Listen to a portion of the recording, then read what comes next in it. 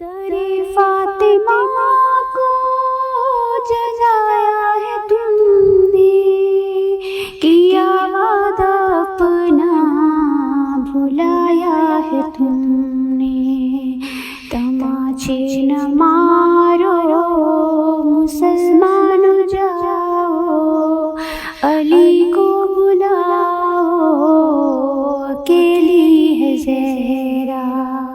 اللهم صل على محمد وآل محمد۔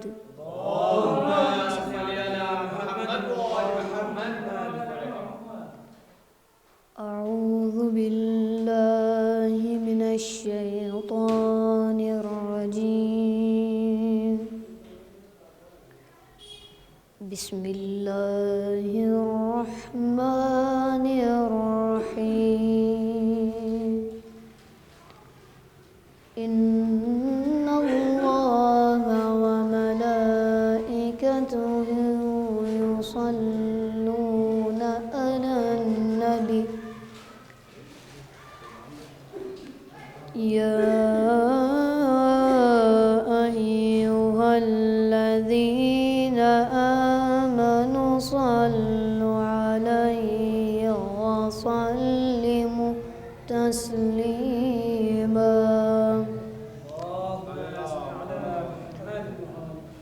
بسم الله الرحمن الرحيم۔ اقرأ باسم ربك الذي خلق،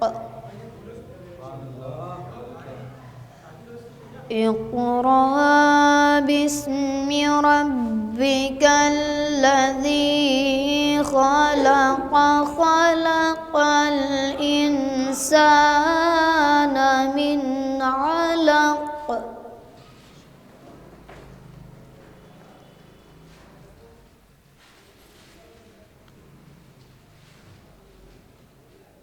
اقرأ وربك الأكرم الذي علم بالقلم،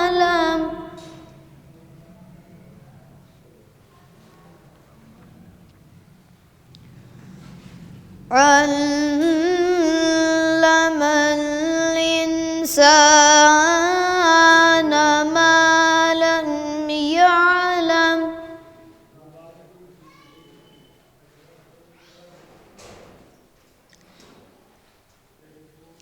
كلا إن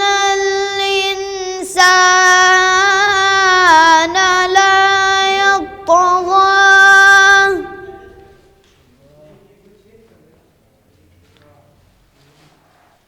أن رآه استغنى،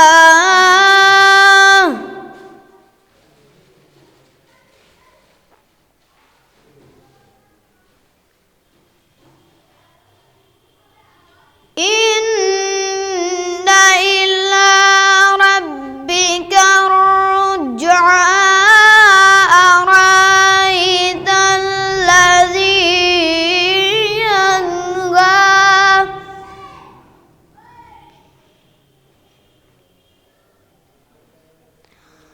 عبدا إذا صلى،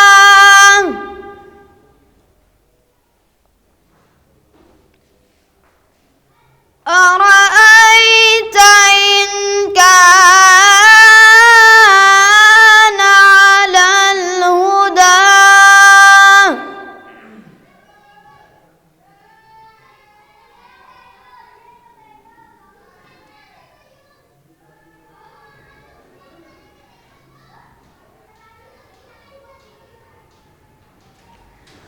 أو أمر بالتقوى، أرأيت إن كذب وتولى،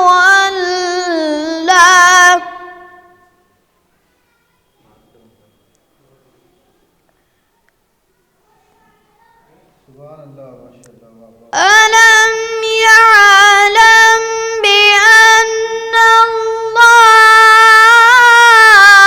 يرى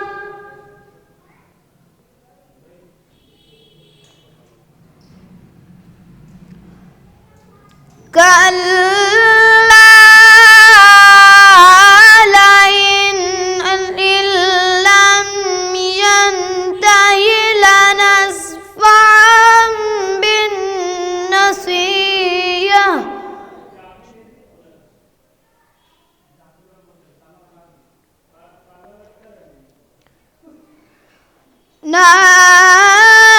ناصية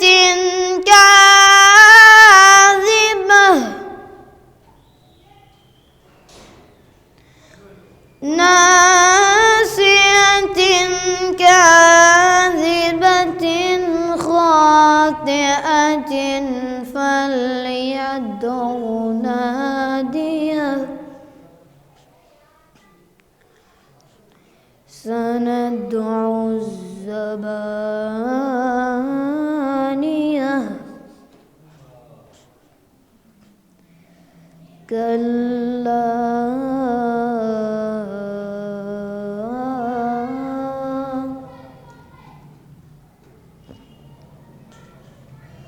لا تطعه واسجد واقترب صدق الله العلي العظيم وصدق رسول النبي الكريم اللهم صل على محمد وآل محمد درے بطول جلایا گیا مدینے میں درے بطول جلایا گیا مدینے میں علی کو خون رلایا علی کو خون رلایا گیا مدینے میں درے بطول جلایا گیا مدینے میں نہ جانے کیا ہوا بعد نبی زمانے کو نماز جی سے ہے قائم وہ گھر جلانے کو نمازیوں کو بلایا نمازیوں کو بلایا گیا مدینے میں درے بطول جلایا گیا مدینے میں کہا یہ بھائی نیک بھائی اسے گلے لگ کر حسن بھلا نہیں سکتا حسین وہ منظر جب ہاتھ ماں پہ اٹھایا جب ہاتھ ماں پہ اٹھایا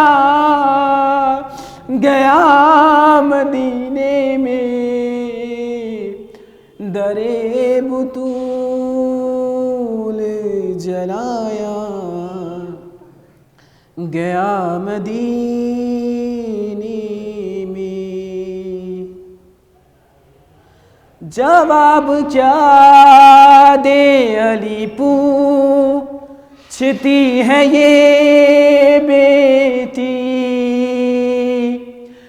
اے بابا جلتا ہوا در گرا کے ماں پہ میری،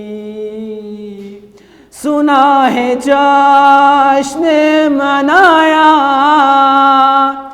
سنا ہے جشن منایا گیا مدینے میں،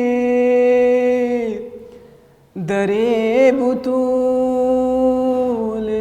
جلایا گیا مدینے میں، کہا رسول سے بنتے رسول نے جا کر، فدک نہ دیتے مجھے کوئی غم نہیں تھا مگر،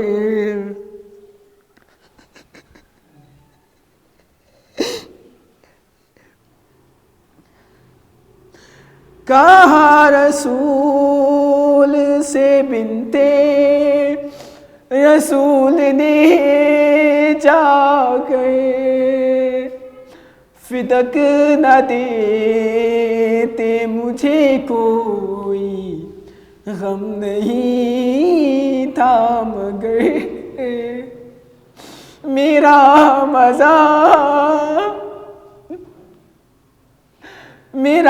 مذاق اڑایا،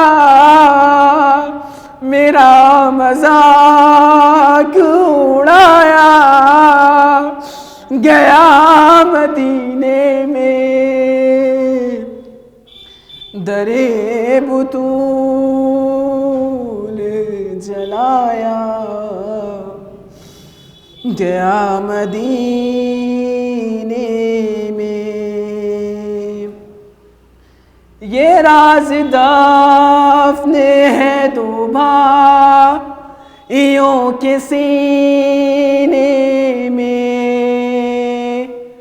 علی کی بیٹی کو مسجد میں گھر میں کوچے میں، کہاں کہاں پہ ستایا، کہاں کہاں پہ ستایا گیا مدینے میں، در بطول جلایا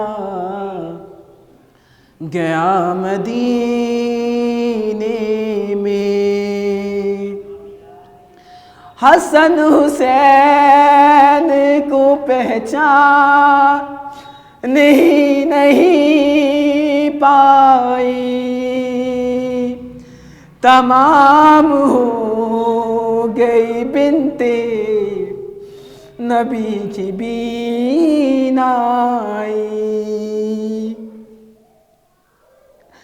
حسن حسین کو پہچان نہیں پائی، تمام ہو گئی بنتے نبی کی بینائی، تماچا ایسا لگایا، تماچا ایسا لگایا گیا مدینے میں، در بطول جلایا گیا مدینے میں، علی کو خون رلایا، علی کو خون رلایا مدینے میں درے بطول جلایا گیا مدینے میں۔ فاتحہ۔ بسم اللہ الرحمن الرحیم الحمد للہ رب العالمین الرحمن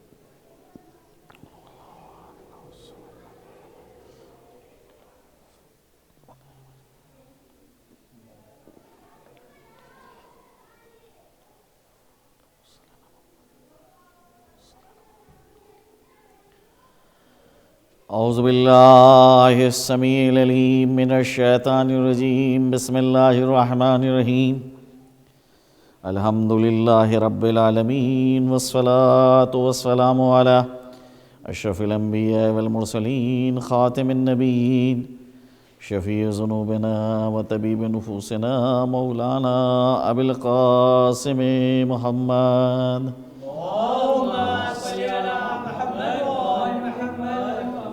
وآلہ الطیبین الطاہرین ولعنۃ اللہ علی اعدائہم اجمعین من الآن الی قیام یوم الدین اما بعد فقد قال اللہ تبارک وتعالی فی کتابہ المبین وہو اصدق الصادقین وقولہ الحق بسم اللہ الرحمن الرحیم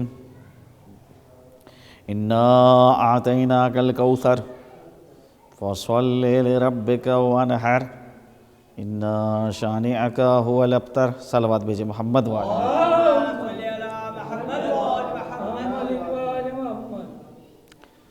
قرآن کریم کا ایک مختصر سا سورہ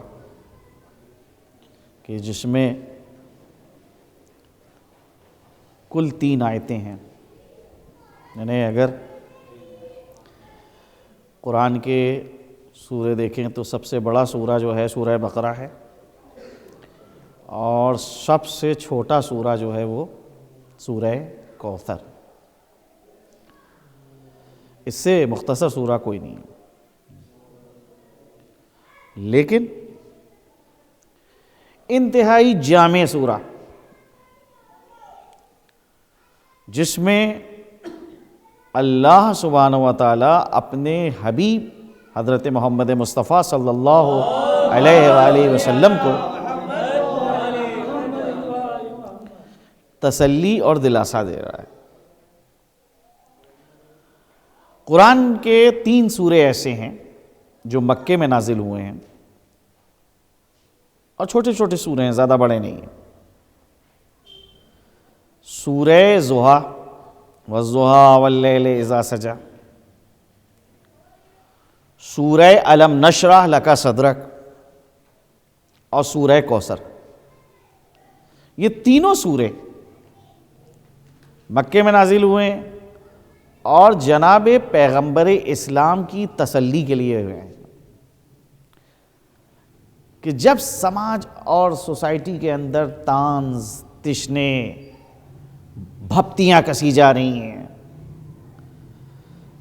جینا دشوار کیا جا رہا ہے، مکمل طور پہ بائیکاٹ کیا جا رہا ہے کہ بھئی نہیں ان سے کوئی سامان خریدا جائے گا، نہ ان کے ہاتھ کوئی بیچا جائے گا۔ یہ بہرحال میں پڑھ رہا ہوں اور آپ سن رہے ہیں، یہ مرحلہ وہ مرحلہ ہے کہ جو اس مرحلے سے گزرا ہے وہ بتا سکتا ہے کہ کیسا سخت مرحلہ ہے، کہ سماجی بائیکاٹ، جس کو عوامی زبان میں کہا جاتا ہے کہ حقہ پانی بند کر دیا۔ تو یہ سماجی بائیکاٹ ہر آدمی جو ہے اس کو برداشت نہیں کر پاتا ہے، بہت سے لوگ جو ہیں ٹوٹ جاتے ہیں۔ اب یہ نتیجہ یہ ہوتا ہے کہ جس دھارے میں سماج بہہ رہا ہے اسی دھارے میں وہ بھی بہنے لگتے ہیں، اور یا یہ ہے کہ وقت سے پہلے موت واقع ہو جاتی ہے، پھر یا پھر جگہ چھوڑ کے چلے جاتے ہیں، ہجرت کر جاتے ہیں۔ جناب پیغمبر اسلام مکے کے اندر جس مخالفتوں سے سامنا کر رہے تھے اور جو طنز اور تشنے جناب پیغمبر اسلام کے اوپر کفار مکہ کرتے تھے، جو بھپتیاں کستے تھے، وہ ایک دو نہیں ہے، قرآن نے ان ساری چیزوں کا ذکر کیا ہے۔ کسی کو صحیح و سالم انسان کو دیوانہ کہا جانے لگے، پاگل کہا جانے لگے، ایک بار انسان سن لے گا، دو بار انسان سنے گا، مستقل طور کے اوپر پلان کے تحت، منصوبے کے تحت یہ کام کیا جائے، کتنا ناگوار گزرے گا، کب تک انسان برداشت کرے گا؟ بچے جو ہیں ڈھیلے مار رہے ہیں، پلٹ کے اگر ان بچوں کو مارا جائے تو کہیں کیسا بڑا آدمی ہے، بچوں کے منہ لگ رہا ہے، کیا کیا جائے؟ راہ میں جو ہے وہ کانٹے بچھائے جا رہے ہیں، جس راستے سے چلنا ہے اس راستے میں کانٹے بچھائے جا رہے ہیں۔ اور پھر دیکھیے مسئلہ ہوتا ہے کہ انسان اگر باہر مخالفت ہو رہی ہے اس مخالفت کو برداشت کر لیتا ہے، لیکن اگر گھر میں کوئی لوگ، خاندان کے لوگ ایسے ہو جائیں اور خاندان میں ایسے افراد پیدا ہو جائیں جو مخالفت کرنے لگیں تو وہ انسان کو برداشت کرنا بڑا سخت مرحلہ ہوتا ہے۔ پیغمبر کا مسئلہ یہ ہے کہ خاندان کی شخصیتیں، ابو لہب چچا ہے، ادھر پیغمبر کسی سے گفتگو کر رہے ہیں، اس کو دعوت اسلام دے رہے ہیں، وہ پیچھے سے آ رہا ہے اور آ کے کہہ رہا ہے اس کی باتوں میں مت آنا، یہ میرا بھتیجا ہے، دیوانہ ہے، جادوگر ہے۔ دیکھیے کتنی دشوار ہے۔ تو وہ لوگ جن لوگوں کا منصوبہ تھا کہ نام پیغمبر کو دفن کر دیا جائے زمین میں، ذکر پیغمبر کو ختم کر دیا جائے، اللہ نے ان کے منصوبوں کے اوپر پانی پھیر دیا اور اس وقت وہ سورہ نازل کیا کہ جب مخالفت، بھرپور مخالفت تھی، سورہ علم نشرح نازل کیا کہ ہم نے آپ کے سینے کو کشادہ کیا، علم نشرح لک صدرک، کیا ہم نے آپ کے سینے کو کشادہ نہیں کیا؟ ووضعنا عنک وزرک، اور وہ بوجھ کہ جو آپ کی کمر کو توڑے دے رہا تھا، اس بوجھ کو ہم نے اٹھا لیا۔ ووضعنا عنک وزرک الذی انقض ظہرک، وہ بوجھ جو آپ کی کمر کو شکستہ کیے دے رہا تھا، توڑے دے رہا تھا، اس بوجھ کو ہم نے اٹھا لیا۔ وَرَفَعْنَا لَكَ ذِكْرَكَ، ہم آپ کے ذکر کو بلند کریں گے۔ آج دنیا میں کہیں کے اوپر اذان اگر ہوتی ہے تو نام خدا کے ساتھ نام محمد لیا جاتا ہے، یہ بلندی ہے ذکر پیغمبر کی۔ صلوات بھیجیں محمد والے۔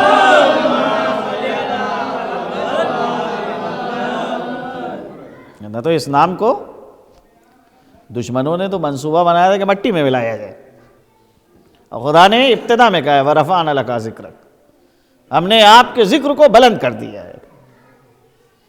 یہاں کے اوپر آپ یہ دیکھیے سورہ علم نشرح میں فَإِنَّ مَعَ الْعُسْرِ يُسْرًا، جہاں پر سختی ہے وہاں پر آسانی ہے۔ إِنَّ مَعَ الْعُسْرِ يُسْرًا، جہاں پر صعوبت، دشواری، سختی، پریشانی ہے وہیں پر اللہ نے گشائش پیدا کی ہے، آسانی پیدا کی ہے۔ مشکل میں آسانی کو رکھا ہے۔ مشکلات کو اگر حل کرنا ہے تو خود مشکلات میں دیکھنا ہوگا کہ آسانی کہاں پہ ہے۔ یہ اللہ نے اپنے نبی کو اس طرح سے تسلی دی۔ سورہ زحا کے اندر بھی تسلی ہے، اللہ نے اپنے احسانات یاد دلائے۔ الم یجدک یتیما فآویٰ، ارے کیا ہم نے آپ کو یتیم جب پایا تو پناہ نہیں دی؟ وَوَجَدَكَ ضَالًّا فَهَدَىٰ، اور جب آپ کو گمشدہ پایا، کوئی آپ کو جانتا نہیں تھا، ہم نے آپ کو لوگوں کے درمیان آشکار کیا۔ جب ہم نے آپ کو تنگ دست پایا، فَأَغْنَىٰ، تو ہم نے آپ کو غنی بنا دیا۔ وَلَسَوْفَ يُؤْتِيكَ رَبُّكَ فَتَرْضَىٰ، اسی سورے کے اندر یہ ہے، ان قریب آپ کا پروردگار آپ کو وہ عطا کرے گا کہ جس پر آپ خدا سے راضی ہو جائیں گے۔ اللہ اکبر۔ یہ ہے بلاغت کلام۔ اب آپ غور کریں کہ یہ دو سورے تسلی کے لیے، تیسرا سورہ بھی تسلی کے لیے ہے۔ کہتے ہیں شان نزول اس کی یہ ہے کہ قریش کا ایک سردار تھا عاص ابن وائل، جو جناب پیغمبر اسلام کو ابتر کہتا تھا۔ ایک مرتبہ جناب پیغمبر اسلام مسجد الحرام میں آ رہے ہیں اور وہ سامنے سے آ رہا تھا، راستے میں کچھ بات ہوئی۔ قریش کے سردار مسجد الحرام میں کعبے کے نزدیک بزم لگا کے بیٹھتے تھے۔ عاص ابن وائل ذرا تاخیر سے پہنچا تو لوگوں نے اس سے پوچھا، سردار جو تھے قریش کے، کہ کہاں رہ گئے تھے، بڑی دیر سے آئے۔ تو اس پر عاص ابن وائل نے کہا ابتر سے بات کر رہا تھا۔ ابتر عربی زبان میں اس جانور کو کہتے ہیں کہ جس کے دم نہ ہو۔ جب جانور چلتا ہے تو اس کی دم پیچھے خط دیتی جاتی ہے، نشان چھوڑتی جاتی ہے۔ اس نشان کے ذریعے سے پتہ لگتا ہے کہ کون سا جانور گزرا ہے۔ اب جس انسان کی کوئی اولاد نہ ہو، عرب اس کو بھی ابتر کہتے تھے، یعنی یہ مر جائے گا تو اس کے پیچھے کوئی نشان باقی نہیں رہے گا۔ اولاد وہ ہے کہ جس سے انسان کا نشان قائم رہتا ہے۔ لہذا ابتر سمجھ رہے ہیں آپ کیوں کہا جاتا تھا؟ اس لیے کہا جاتا تھا کہ جو بے اولاد ہے،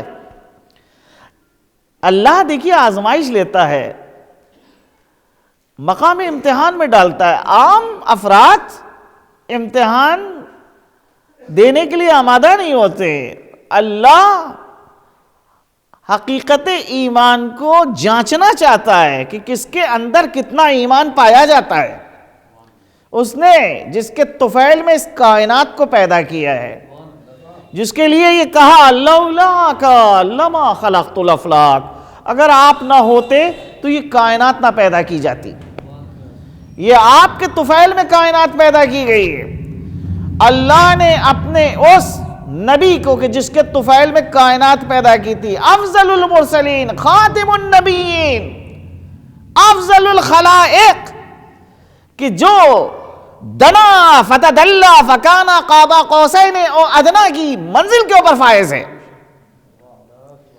ایسی ذات کو مقام امتحان میں قرار دیا۔ پہلے پیغمبر کے ایک بیٹے جناب قاسم کا انتقال ہوا، اس کے کچھ عرصے کے بعد دوسرے بیٹے حضرت عبداللہ مر گئے۔ اب بہرحال دو بیٹے پے در پے مکے میں مرے ہیں۔ عبداللہ ہی کو طاہر بھی کہتے ہیں۔ اب دو بیٹے جو پیغمبر کے گھر میں ان کا انتقال ہوا تو اب قریش خوش ہو رہے ہیں، لو اب ان کا کوئی نام لینے والا نہیں ہے، دو بیٹے مر چکے ہیں۔ یہ اسلام کی جو دعوت ہے وہ صرف اور صرف ان کی زندگی تک ہے، اور اس کے بعد جب اس دنیا سے یہ رخصت ہو گئے تو اسلام بھی ختم ہو جائے گا، زیادہ ہم کو فکر کرنے کی ضرورت نہیں ہے۔ لہذا اگر کوئی پیغمبر کا ذکر قریش کے درمیان چھیڑتا تھا تو یہ عاص ابن وائل کا جملہ ہوتا تھا، ارے چھوڑو اس کو، کس ابتر کی بات کر رہے ہو، یہ تانا دیتا تھا۔ اب آپ دیکھیے کہ جب وہ اس قسم کا تانا دیتا تھا، یہ بات کسی ایک کے دہن سے جب باہر نکلتی ہے تو پھر بری بات کا مسئلہ یہ ہوتا ہے کہ بری بات کسی کے بھی منہ سے صادر ہو بہت تیزی سے پھیلتی ہے، گردش کرتی ہے۔ وہ تانے کے طور کے اوپر جناب پیغمبر اسلام کو اس نے لقب قرار دے دیا ابتر، کہ ان کے مقطوع نسل ہے، ان کی اولاد نگینہ نہیں ہے۔ اللہ نے ان کفار کے جواب میں سورہ کوثر کو نازل کیا، اِنَّا آتَيْنَاكَ الْكَوْثَرَ، ہم نے آپ کو کوثر عطا کیا، فَصَلِّ لِرَبِّكَ وَانْحَرْ، بس آپ شکرانے کے طور پہ پھر نماز پڑھیے اور قربانی دیجیے۔ اِنَّا شَانِئَكَ هُوَ الْأَبْتَرُ، ارے جو آپ کا دشمن ہے وہ مقطوع نسل ہے۔ صلوات بھیجے محمد والے۔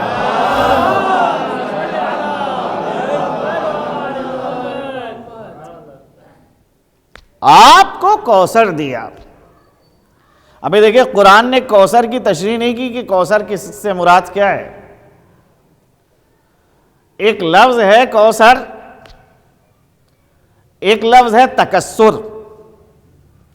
تکثر کے معنی ہوتے ہیں زیادہ، کوثر مبالغے کا صیغہ ہے، یعنی بہت زیادہ، بہت زیادہ، جس کا شمار نہیں کیا جا سکتا ہے۔ اب بھائی کوثر سے کیا مراد ہے؟ مفسرین اس کو بتائیں گے کہ کوثر سے کیا مراد ہے۔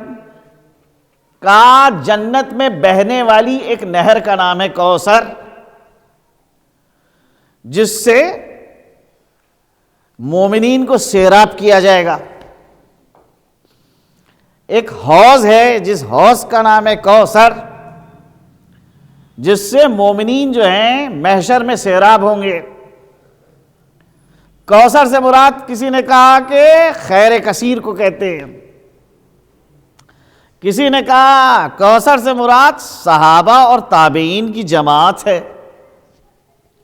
کسی نے کہا کوثر سے مراد مقام نبوت ہے،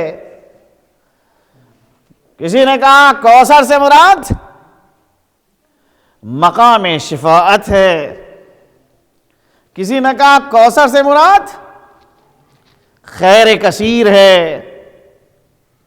تقریباً 16 اقوال ہیں جو جناب فخر الدین رازی عالم اہل سنت، ان کی تفسیر ہے مفاتح الغیب، جس کو ہندوستان میں تفسیر کبیر کہا جاتا ہے۔ انہوں نے 16 اقوال اس ذیل میں نقل کیے ہیں۔ بہرحال اگر ان اقوال کو دیکھا جائے تو آپس میں کوئی خاص تضاد نہیں ہے۔ ایسا نہیں ہے کہ یہ اقوال ایک ساتھ جمع نہیں ہو سکتے، جمع ہو سکتے ہیں، کیونکہ ایک جو اہم نظریہ ہے وہ یہ کہ کوثر سے مراد نسل جناب فاطمہ ہے۔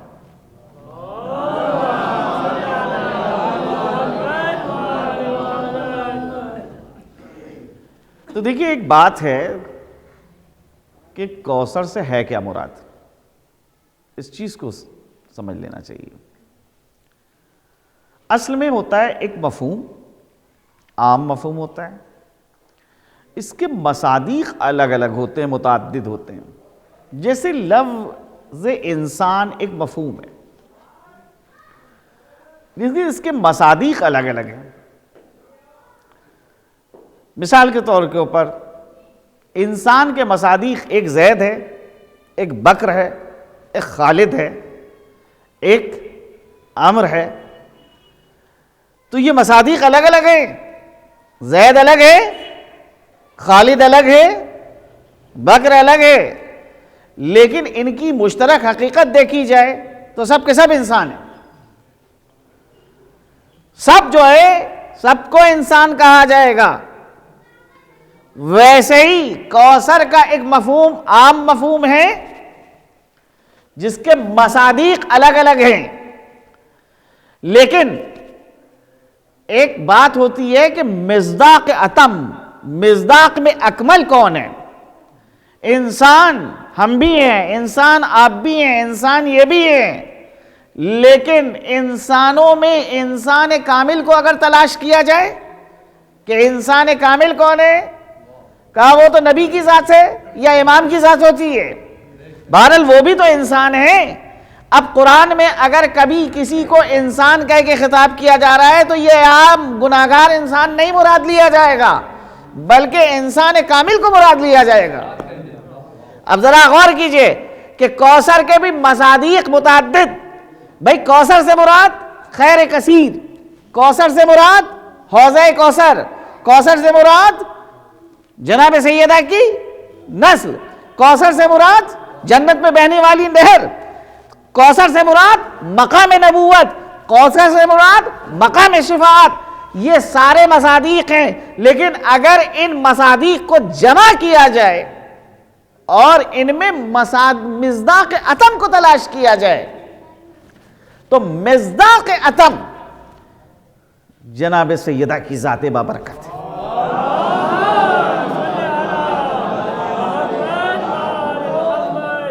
اور ایک ادبی بات کہہ دوں آپ کے سامنے، جو لوگ لٹریچر سے دلچسپی رکھتے ہیں وہ یہ سمجھ سکتے ہیں بات کہ اگر کوئی مضمون ہے، کوئی خط ہے، تو اس میں دو چیزیں ہوتی ہیں بڑی اہمیت کی حامل، صدر اور ذیل۔ ابتدا میں کیا بات کی جا رہی ہے اور انتہا میں کہاں کے اوپر تمام ہو رہی ہے بات۔ تو جو چیز انتہا میں کہی جا رہی ہے اس کے درمیان اور جو چیز ابتدا میں کہی جا رہی ہے اس کے درمیان تضاد نہیں ہوتا ہے، اختلاف نہیں ہونا چاہیے، ایک ہونا چاہیے۔ سورہ کوثر میں ابتدا میں جو بات کہی جا رہی ہے اس میں اختلاف ہو گیا کہ بھئی کوثر سے کیا مراد ہے، کسی کی نہیں سمجھ میں آ رہا ہے، لیکن انتہا میں جو بات کہی جا رہی ہے کہ انا شانیہ کا ہو الابتر، ارے آپ کا دشمن مختون نسل ہے، تو اس کے معنی یہ ہے کہ جو بات انتہا میں کہی جا رہی ہے اس کا ابتدا سے کچھ نہ کچھ تعلق ہے، اور ابتدا سے کیا تعلق ہے؟ تو اگر غور کیا جائے تو یہ نظر آتا ہے کہ اصل میں کوئی طنز کرنے والا، کوئی بھپتی کسنے والا، کوئی تشنا کرنے والا ایسا ہے کہ جو پیغمبر کو مختون نسل کا طعنہ دے رہا ہے، لہذا کوثر سے مراد کچھ اور نہیں ہے، کوثر سے مراد نسل پیغمبر ہے، نسل جناب سیدہ ہے۔ صلوات بھیجئے محمد۔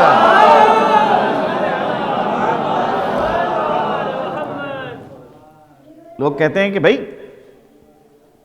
بیٹی سے کہاں نسل چلتی ہے، انسان کی نسل تو بیٹے سے چلتی ہے۔ دور جاہلیت کا ایک شاعر ہے، اس نے اس فکر کی ترجمانی کری، بنونا بنو ابنائنا، ہمارے پوتے اصل میں ہمارے بیٹے ہیں، وبنو بناتنا بنو بناتنا رجال الابعد، بنو رجال الابعد، اور جو ہمارے نواسے ہیں وہ ہمارے بیٹے نہیں ہیں، بلکہ وہ دور دراز افراد کے بیٹے ہیں کہ جن سے ہم سے کوئی تعلق نہیں ہے۔ دور جاہلیت میں شعر کیا کہا جا رہا ہے، وہی فکر آج بھی رائج ہے کہ پوتے کو بیٹا سمجھا جاتا ہے، نواسے کو کب بیٹا سمجھا جاتا ہے کہ بھئی نسل جو ہے پوتے سے چلے گی، نواسے سے تھوڑی نہ چلے گی۔ پیغمبر کا کوئی پوتا تو تھا نہیں، پیغمبر کا نواسا ہے۔ اب اللہ کے حبیب کو اس بنا کے اوپر جو ہے تانا دیا جا رہا ہے، طنز کیا جا رہا ہے کہ آپ مختون نسل ہیں، آپ کی نسل کیسے بڑھے گی؟ اللہ نے آپ کو کوئی بیٹا تو دیا نہیں ہے، اور اللہ اپنے نبی کو خوشخبری دے رہا ہے کہ ہم نے آپ کو کوثر عطا کیا.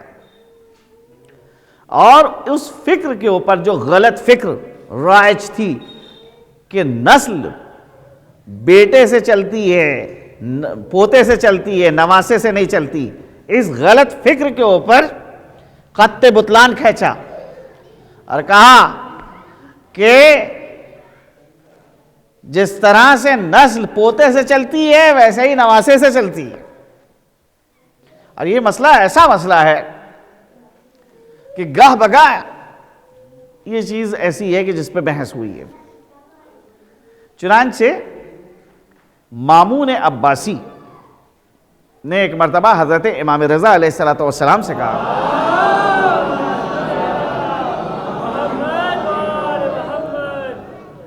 آپ لوگ اپنے کو رسول اللہ کا بیٹا کیوں کہتے ہیں؟ آپ تو علی ابن ابی طالب کے بیٹے ہیں اور علی ابن ابی طالب ابو طالب کے بیٹے تھے, تو رشتے کے اعتبار سے ہم اور آپ برابر ہیں. عباس ابن عبد المطلب رسول کے چچا اور ابو طالب ابن عبد المطلب یہ بھی رسول کے چچا.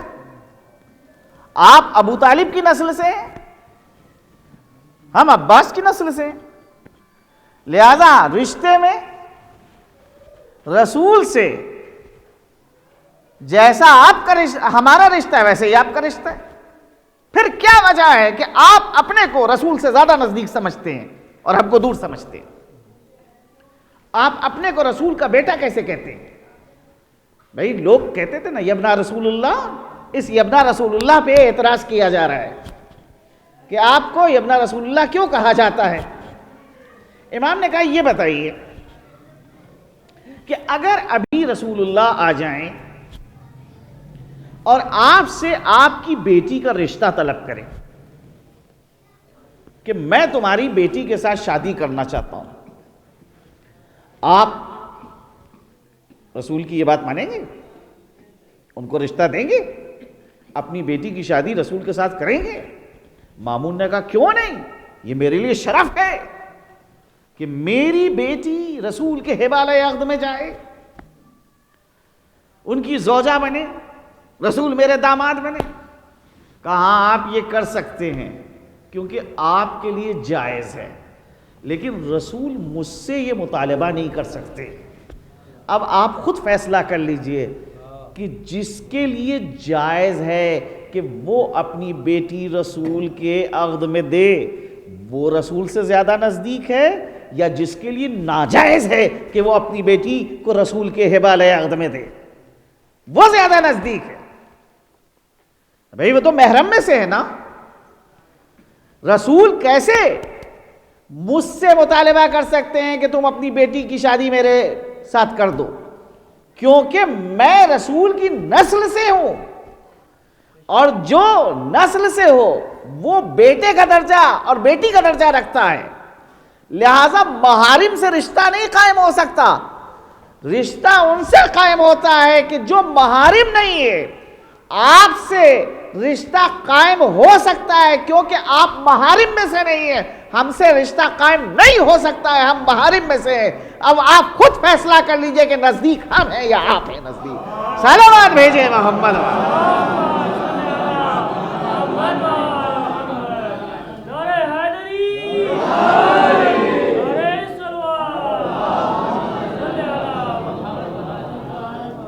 تو آپ ذرا سوچیں, غور کریں کہ یہ سورہ کوثر جو نازل ہوا ہے کہ انا آتیناک الکوثر, ہم نے آپ کو کوثر عطا کیا. جناب فخر الدین رازی جن کا درمیان مجلس میں ذکر ہوا علیہ السلام, علماء اہل سنت میں ایک اہم عالم ہیں, اور جو تفسیر لکھی ہے مفاتح الغیب بہت ہی قیمتی تفسیر ہے ان کی. فخر الدین رازی سورہ کوثر کے اندر تفسیر میں لکھتے ہیں, کہتے ہیں کہ جو لوگ پیغمبر کو طعنہ دے رہے تھے قرآن نے پیشین گوئی کی تھی کہ یہ مقطوع النسل ہے. کہا پیغمبر کی نسل دنیا کے اندر پھیلی ہوئی ہے. بھئی آج سے تقریباً فخر الدین رازی 800 سال پہلے گزرے, 900 سال پہلے, اس وقت انہوں نے وہ تفسیر لکھی ہے. تو سادات کس حد تک ان کے زمانے میں تھے. لیکن اس کے بعد وہ یہ کہتے ہیں کہ پیغمبر کی اگر کوئی نسل کو دیکھے, جبکہ یہ وہ گھرانہ ہے کہ جن کو شہید کیا گیا, قتل کیا گیا, دیواروں میں زندہ چنوایا گیا, ان کے خون کا گارا بنا, لیکن اس کے بعد بھی آج سادات کی ایک تعداد اتنی زیادہ ہے کہ جو دنیا میں پھیلی ہوئی ہے, اور اہم شخصیتیں ان نسل پیغمبر سے نکلی ہیں. اگر نمایاں شخصیتوں کو دیکھا جائے تو پیغمبری کی فرزند ہے محمد باقر, پیغمبری کے فرزند ہے جعفر صادق, پیغمبری کے فرزند ہے علی رضا, پیغمبری کے فرزند ہے نفس زکیہ. کہاں ہے ابو جہل, کہاں ہے ابو لہب, کہاں ہے عاص ابن وائل کہ جو پیغمبر کو طعنہ دیتے تھے کہ آپ مقطوع النسل ہیں؟ کیا کوئی ہے ان کا نام لینے والا؟ اور اگر آج موجود بھی ہو تو وہ بہرحال اپنے بزرگوں کی جانب اپنے کو منسوب کرنے میں ننگو آر محسوس کرے گا, کیونکہ کوئی قابل قدر اور قابل ارزش ان لوگوں نے کارنامہ نہیں انجام دیا ہے. صلوات بھیجے محمد والے.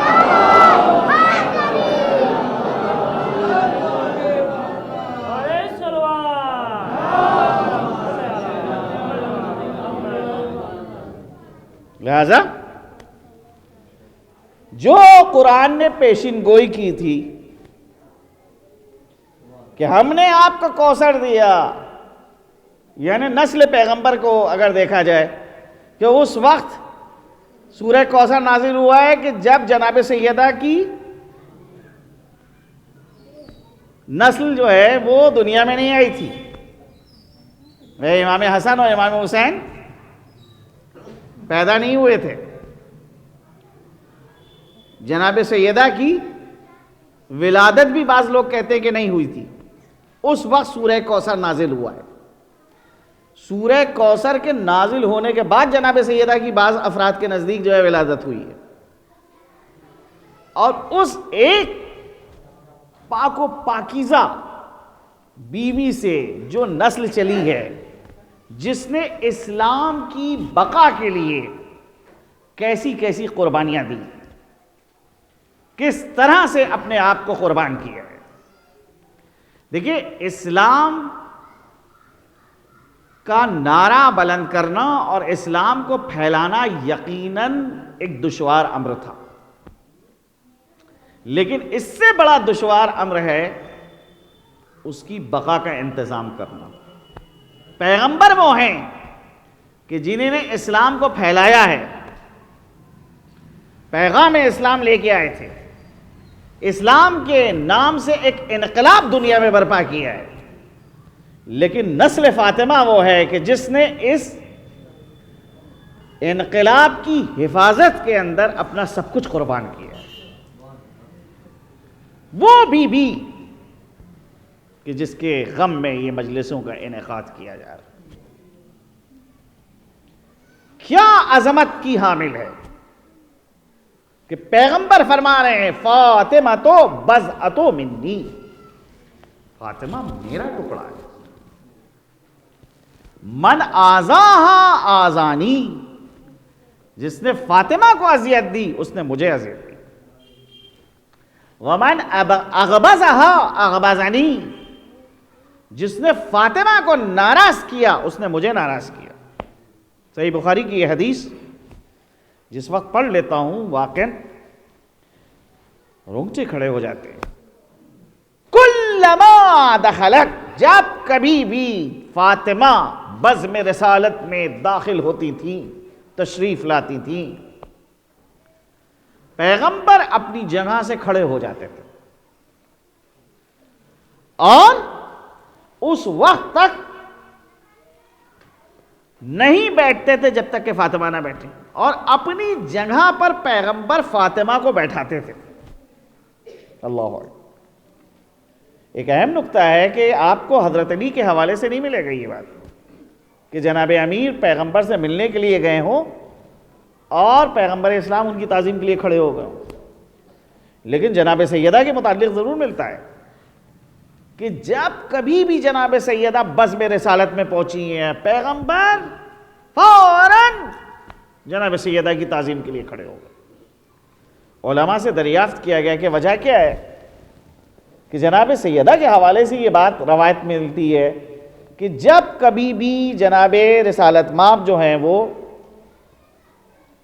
کی بزم میں جناب سیدہ آتی تھیں اور فوراً جو ہے رسول اللہ جو ہے ان کی تعظیم کے لیے کھڑے ہو جاتے تھے، لیکن جناب امیر کے حوالے سے ایسا کچھ نہیں ملتا ہے۔ تو علماء نے جواب میں یہ کہا کہ اس کی وجہ ہے کہ علی جس منصب پہ فائز ہوں گے وہ رسول اللہ کے بعد فائز ہوں گے، فاطمہ جس منصب پہ فائز ہیں وہ رسول کی زندگی میں فائز ہیں۔ اللہ کا رسول اپنی بیٹی کی تعظیم کے لیے نہیں کھڑا ہو رہا ہے، بلکہ اس منصب کے احترام میں کھڑا ہو رہا ہے جو منصب اللہ نے فاطمہ کو عطا کیا ہے۔ وہ منصب یہ تقاضا کر رہا ہے کہ اے اللہ کے رسول آپ اپنی جگہ سے تعظیم کے لیے کھڑے ہو جائیے۔ اللہ اکبر، کیسی باعظمت خاتون کہ دنیا ان کی معرفت سے عاجز ہے، نہیں ان کو درک کر سکتی کہ 18 سال کے سن میں جو کردار کے گوشے چھوڑے ہیں وہ قیامت تک آنے والی عورتوں کے لیے ہدایت کے لیے کافی ہے۔ ہمارے زمانے کا امام، ان کا ارشاد ہے لی فی ابنت رسول اللہ اسوۃ حسنہ، رسول کی بیٹی میرے لیے نمونہ عمل ہے، میرے لیے آئیڈیل ہے۔ یعنی ایک امام وہ یہ جملہ کہے کہ وہ میرے لیے آئیڈیل ہے، میرے لیے نمونہ عمل ہے، عام افراد کی کیا بات ہو رہی ہے؟ قیامت تک آنے والی عورتوں کے لیے جناب سیدہ نمونہ عمل، آئیڈیل۔ زندگی کے اندر تغیرات ہو رہے ہیں، تبدیلیاں ہو رہی ہیں۔ آج سے 1000 سال پہلے ایک عورت کا طرز زندگی الگ تھا اور آج کا طرز زندگی الگ ہے۔ 1000 سال پہلے ایک عورت کا کیا تصور تھا کہ گھر میں رہنے والی، جس کو دنیا کی کوئی خبر نہ ہو، جس کو راست و چپ کا علم نہ ہو، ایسا تصور تھا۔ آج مردوں کے شانہ بشانہ خواتین جو ہیں وہ ترقی کر رہی ہیں، علمی قافلے کے ساتھ خواتین بھی سوار ہیں۔ کوئی ایسا مسئلہ نہیں ہے کہ جہاں ترقی کے میدان میں خواتین مردوں سے پیچھے ہوں، غیر معمولی ترقی ہو رہی ہے، بڑے بڑے عہدوں کے اوپر فائز ہے۔ بعض تو ایسی ہیں بھائی آپ کے خود ملک کے اندر پرائم منسٹر تک کے بن چکی ہے خاتون، ٹھیک ہے۔ اب سوال اٹھتا ہے کہ ایسی خواتین کہ جو بڑے بڑے باعظمت عہدوں کے اوپر فائز ہیں، علمی اعتبار سے بڑی ترقی کر چکی ہیں، کیا ان کے لیے بھی جناب سیدہ آئیڈیل ہے؟ بھائی سیرت کے کون سے گوشوں کو آپ ان کے لیے پیش کریں گے؟ رسول کی بیٹی، نمونہ عمل، آئیڈیل، اسوہ ہے ہر ایک کے لیے، قیامت تک آنے والی ہر خاتون کے لیے وہ اسوہ ہے۔ کن مسائل میں؟ سیرت کے کن ابواب کو ڈسکس کیا جائے گا موجودہ زمانے میں یا آئندہ زمانے میں؟ آج موجودہ زمانے کی ماڈرن عورت جو ہے وہ یہ کہہ سکتی ہے کہ 1400 سال کا فاصلہ ہے میرے درمیان اور جناب سیدہ کے درمیان، میں آج اپنی زندگی میں کیسے جناب سیدہ کی سیرت کو فالو کروں، کیسے میں چلوں؟ کیا میں بھی انہی کی طرح سے چکی چلاؤں تب سیرت فاطمہ پہ عمل ہوگا؟ میں بھی انہی کی طرح سے ریشم کاتوں تب جو ہے سیرت فاطمہ پہ عمل ہوگا؟ میں بھی انہی کی طرح سے مشق میں پانی بھر کے لاؤں تب سیرت فاطمہ پہ عمل ہوگا، میں انہی کی طرح سے جو کی روٹیاں پکاؤں تب سیرت فاطمہ پہ عمل ہوگا، جب یہ سارے کام انجام دوں تب میں جناب سیدہ کی پیروکار شمار کی جاؤں گی۔ ان امور میں جناب سیدہ کی سیرت جو ہے وہ مطلوب ہے۔ کیا جواب ہے ان کا؟ کہ نہیں، جو کی روٹیاں پکانا نہ پکانے کا تعلق سیرت فاطمہ سے نہیں ہے، چکی چلانے کا تعلق سیرت فاطمہ سے نہیں ہے، مشق میں پانی بھر کے لانے کا نام سیرت فاطمہ سے نہیں ہے۔ آج سیرت کے کون سے اصول و ضوابط اختیار کیے جائیں گے کہ جن کے اوپر آج کی عورت بھی چلے اور آئندہ آنے والی عورتوں کو بھی ان کے اوپر گامزن ہونا ہے؟ 1400 سال نہیں، میں کہتا ہوں 14,000 سال، 14,000 سال نہیں، 14 لاکھ سال گزر جائے تب بھی سیرت فاطمہ اس لائق ہے کہ ہر زمانے میں اس کے اوپر عمل ہوگا۔ سیرت فاطمہ کے اوپر نہ زمانہ اثر کرتا ہے نہ زمان اثر کرتا ہے، نہ مکان اثر کرتا ہے۔ سیرت کے وہ ابواب ہیں کہ جو اپنی جگہ کے اوپر مستقر ہیں، ثابت ہیں، ان میں تبدیلی نہیں ہوتی ہے کہ وہ جناب زمان اور مکان کے اعتبار سے تبدیل ہو جائیں۔ نہیں، کس چیز کے اوپر عمل کیا جائے گا؟ کہا جائے اگر سیرت فاطمہ کے اصول و ضوابط آپ کو دیکھنا ہے، حیاء فاطمہ کے اوپر عمل کیا جائے گا، عفت فاطمہ پہ عمل کیا جائے گا، خودداری فاطمہ پہ عمل کیا جائے گا، ذوق عبادت کے اوپر عمل کیا جائے گا، ایثار فاطمہ کے اوپر عمل کیا جائے گا۔ حیاء ایسی کہ پیغمبر مسجد سے اگر سوال کر رہے ہیں کہ ایک عورت کے لیے کیا چیز سب سے زیادہ بہتر ہے، تو اس کا جواب جناب سیدہ کے گھر سے جا رہا ہے کہ ایک عورت کے لیے سب سے زیادہ بہتر یہ ہے کہ اس کو نہ کوئی مرد دیکھے نہ وہ کسی مرد کو دیکھے۔ آج موجودہ زمانے میں ہم کو اس سیرت کی ضرورت نہیں ہے۔ معاشرہ ہمارا کہاں پہنچ رہا ہے؟ وہ آتے ہیں کہ جو معاشرے میں اب کسی سے ڈھکی چھپی نہیں ہے۔ کل تک جو چیزیں معیوب سمجھی جاتی تھی آج وہ معیوب نہیں سمجھی جا رہی ہیں۔ ابھی انگیجمنٹ کے بعد، اور ابھی انگیجمنٹ ہوا بھی نہیں ہے، اس سے پہلے ہی جو ہے دو نامحرموں کے درمیان بات چیت شروع ہو جاتی ہے۔ تفصیل سے ایک دوسرے کا مزاج سمجھنے کے لیے گھنٹوں گفتگو ہوتی ہے کہ نہیں ہوتی ہے؟ آج کہاں چلی گئی حیا؟ کیا واقعاً حیا جو ہے اس کی کوئی قیمت نہیں ہے، اہمیت نہیں ہے؟ حیاء فاطمہ کو اپنانا ہوگا، خودداری فاطمہ۔ بھئی کیا ہے کہ لوگ اپنی ضرورتوں کو پورا کرنے کے لیے دوسروں کے سامنے ہاتھ پھیلاتے ہیں، اپنے آپ کو رسوا کرتے ہیں، اپنے نفس کو ذلیل کرتے ہیں۔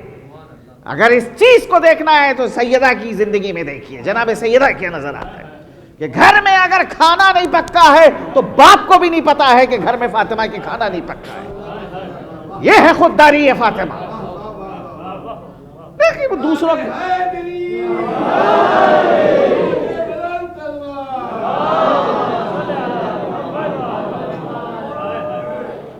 یہ ہے سیرت فاطمہ کہ اللہ کا رسول آ رہا ہے، نواسوں کی حالت کو دیکھ رہا ہے کہ وہ تھر تھر کانپ رہے ہیں ذوف کے مارے، بھوک کے مارے، کہہ رہے ہیں اے علی بچوں کا کیا حال ہے؟ کہ اللہ اور اس کا رسول بہتر جانتا۔ نہیں بتایا گیا ہے کہ ہمارے کیا 3 دن سے کھانا نہیں پکا ہے، روزے رکھے ہیں، اور افطار کے وقت جب کوئی سائل آ گیا ہے اپنے آگے کا افطار اٹھا کے اس سائل کو دے دیا ہے، بھوکے سوئے ہیں سب۔ یہ ہے خودداری فاطمہ۔ تاریخ کہتی ہے کہ ایک سائل آیا، مسافر تھا، مسجد کے اندر آیا، بیگانہ تھا۔ بہرحال پیغمبر جو ہیں مسافرین کا کہ مہمان پیغمبر کا ہے، پیغمبر نے ہاتھ اس کا پکڑا، کہا کہ بھئی کون اس کو اپنا مہمان کرے گا؟ ابتدا میں صدر اسلام میں لوگوں کے پاس پیسہ ویسا زیادہ نہیں تھا، جب کوئی آگے نہیں بڑھا حضرت علی آگے بڑھے، لائیے دیجئے، میں اپنے گھر لے کے جا رہا ہوں، میں اس کو مہمان کروں، لے کے چلے۔ گھر میں پہنچے، کہا بھائی کھانے کے لیے کچھ ہے؟ جناب سیدہ نے کہا صرف ایک خوراک ہے، ایک آدمی کھا سکتا ہے، اس کے علاوہ کھانا نہیں ہے۔ کہا لاؤ، اسی کھانے کو لاؤ۔ وہ ایک خوراک اس مہمان کے سامنے رکھ دی گئی اور چراغ کی لو کو دھیما کر دیا گیا، اور بظاہر مہمان کے ساتھ بیٹھے اپنے ہاتھ کو آگے بڑھا رہے ہیں، اور ہاتھ کو بڑھا کے کھانے کی جانب پھر دہن کی جانب لے جا رہے ہیں اور منہ چلا رہے ہیں۔ مہمان یہ سمجھ رہا ہے کہ یہ علی بھی میرے ساتھ کھانا کھا رہے ہیں، جبکہ علی ایک لقمہ بھی اس کھانے کا نہیں اٹھا رہے ہیں۔ چاہتے یہ ہیں کہ یہ مہمان مکمل طور پہ سیر ہو جائے، اس کا پیٹ بھر جائے۔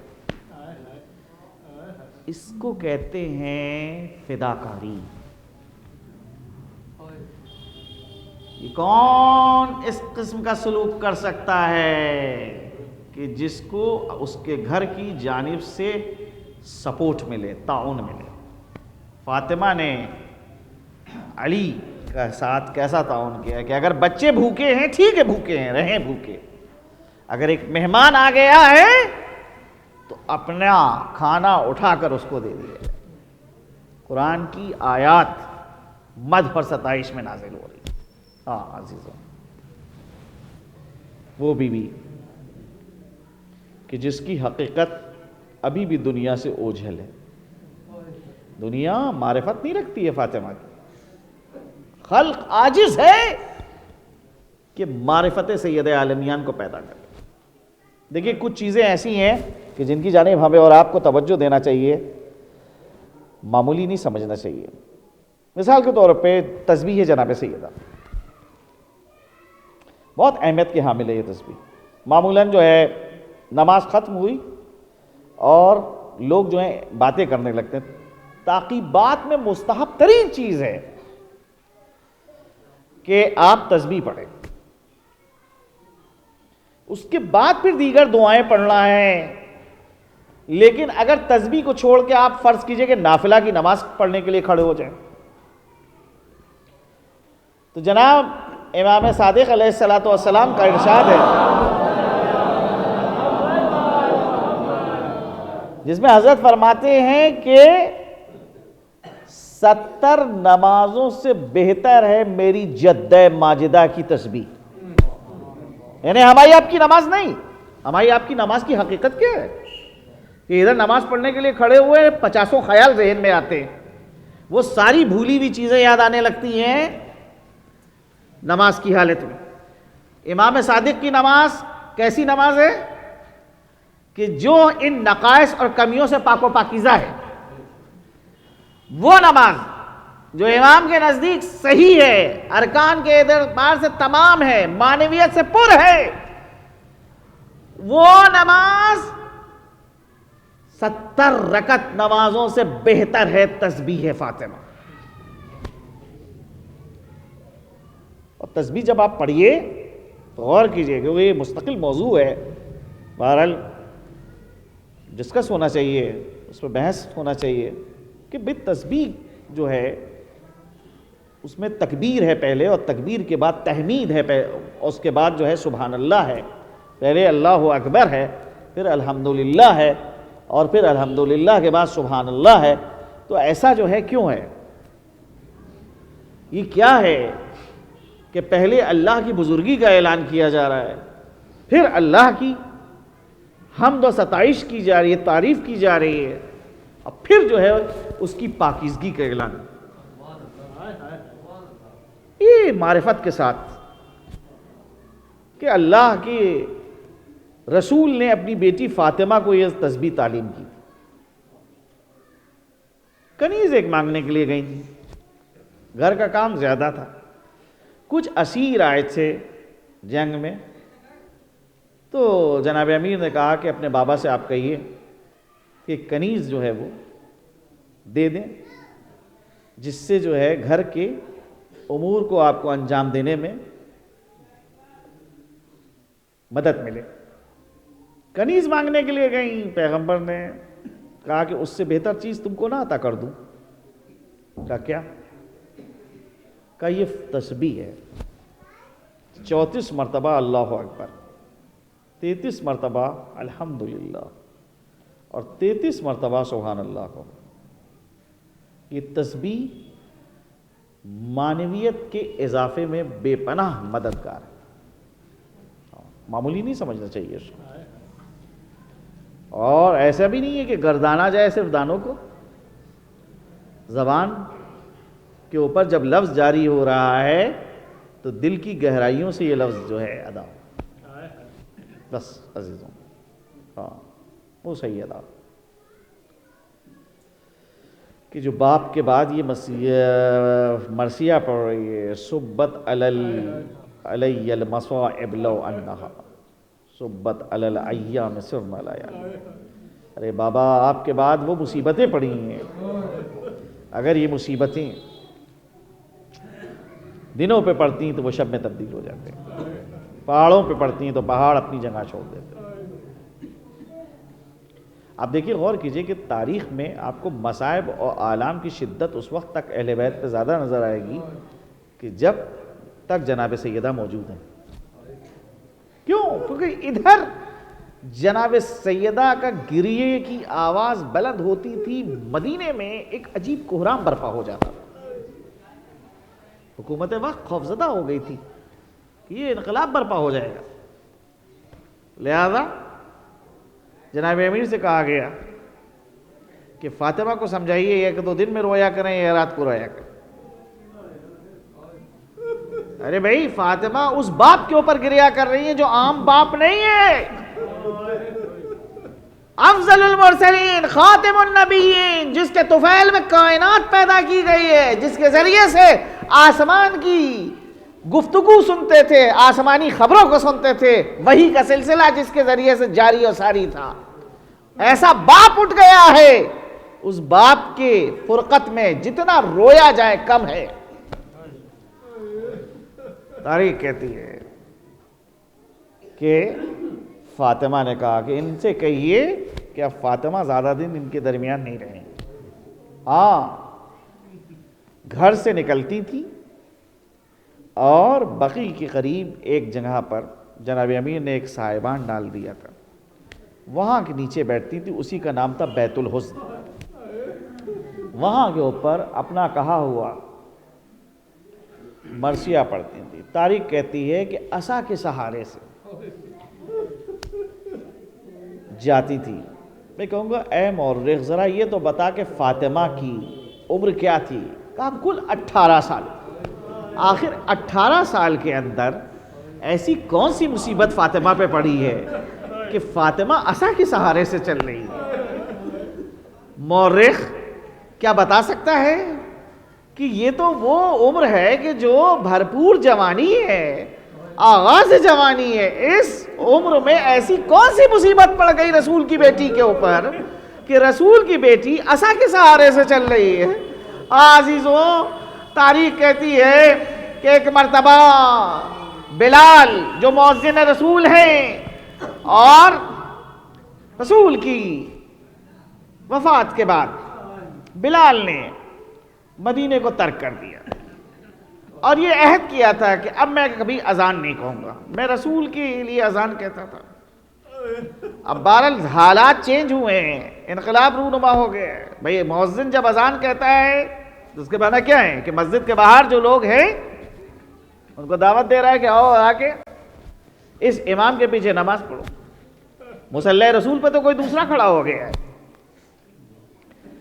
بلال اب اگر اذان کہیں تو کیا ان کے لیے دعوت دیں گے کہ آؤ آؤ ان کے پیچھے نماز پڑھو؟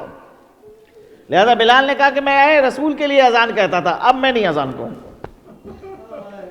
عہد کیا اور مدینے کو چھوڑ دیا، شام چلے گئے۔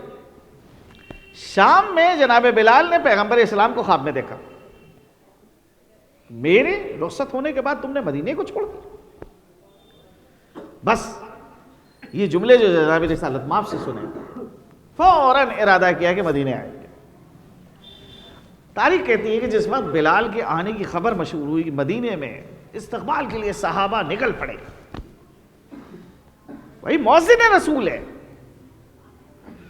سب خوش آمدید کہہ رہے ہیں، لیکن بلال خانہ سیدہ پہ آئے۔ بلال جانتے ہیں کہ کس کے در کے اوپر سر تعظیم کو خم کرنا ہے۔ آئے، جناب شہزادی کو سلام بھجوایا۔ شہزادی نے کہا بلال تم نے بھی بابا کے بعد ہم کو چھوڑ دیا، مدینے سے چلے گئے۔ اے بلال، میں نے بہت زمانے سے تمہاری آواز نہیں سنی ہے، جاؤ اور جا کے اذان کرو۔ کہا اے بی بی، میں نے آپ کے بابا کے بعد یہ عہد کیا تھا کہ میں رسول کے علاوہ کسی کے لیے اذان نہیں کہوں گا۔ شہزادی کہتی ہے میں تم کو اپنے حق کا واسطہ دے رہی ہوں۔ بلال جانتے ہیں کہ شہزادی اگر حق کا واسطہ دے رہی ہیں تو شہزادی اور رسول کے درمیان کوئی فرق نہیں ہے، جس کے لیے عہد کیا ہے اسی کی بیٹی کی خاطر عہد کو توڑ رہے ہیں۔ ہاں آئے، آ کر اذان کہنا شروع کی، گلدستہ اذان کے اوپر کھڑے ہوئے، کہا اللہ اکبر۔ ارے شہزادی کی نگاہوں میں باپ کے زمانے کا منظر گردش کرنے لگا۔ تاریخ کہتی ہے کہ شہزادی حجرے سے نکل کر باہر آتی ہیں، صحن خانہ میں کھڑی ہوتی ہے، آواز دیتی ہیں اے بابا آئیے، دیکھیں بلال اذان کہہ رہے۔ بلال نے کہا اشہد ان لا الہ الا اللہ۔ شہزادی کہتی ہے اے بابا، ارے امامے کو پہن لیجئے، ردا کو اوڑھ لیجئے، صفیں آراستہ ہونے والی ہیں۔ بلال اذان کہہ رہے، اور بلال نے جیسے ہی کہا اشہد ان محمد رسول اللہ، ارے کنیز دوڑتی ہوئی آتی ہے، اے بلال، ارے شہزادی نے تمہاری زبان سے جو اپنے باپ کا نام سنا تو غش کھا کے گر پڑی۔ اب اذان رہنے دو، میں کہوں گا اے شہزادی، ارے شہر مدینہ میں، ارے اپنے گھر میں آپ نے بلال کی زبان سے رسول اللہ کا نام سنا تو تاب نہ رہی، ذرا کربلا میں آئیے، ارے آپ کی بیٹیاں تازیانوں پہ تازیاں کھا رہی ہے اور رسول کا سیعلم الذین ظلموا ای منقلب ینقلبون انا للہ و انا الیہ راجعون۔ الہی بحق زہرا و ابیہا و بالہا و بنیہا، پروردگارہ اس مختصر سی مجلس کو قبولیت کا درجہ عنایت فرما، جہاں جہاں مومنین آباد ہیں سب کی جان و مال و عزت و آبرو کی حفاظت فرما، پرچم اسلام کو سربلند فرما، پرچم کفر و نفاق کو سرنگوں فرما، ہمارے امام کے ظہور میں تعجیل فرما، ہم کو ان کے آوان و انصار و مددگار میں شمار فرما۔ پروردگارہ دنیا میں ہم سب کو جناب سیدہ کی زیارت عنایت فرما، آخرت میں ان کی شفاعت عنایت فرما، ہمارے دلوں کو ان کی محبت سے مملو فرما اور ان کے دشمنوں سے عداوت کو مملو فرما۔ ایک مرتبہ سورہ حمد اور 3 بار سورہ توحید کی تلاوت فرما کر ان مرحومین کی روح کو ایصال فرما دیجیے۔ ببن خاں ابن علی حسین، گوہر بیگم بنت صادق حسین اور حسن مرزا ابن حسین مرزا، ملکہ بیگم بنت باقر حسین اور ضیا بیگم بنت پیارے صاحب، ذاکر حسین ابن منجو صاحب، جاوید حسین ابن ذاکر حسین، سیدہ شازیہ فاطمہ بنت جاوید حسین، مہندی حسین ابن عسکری حسین،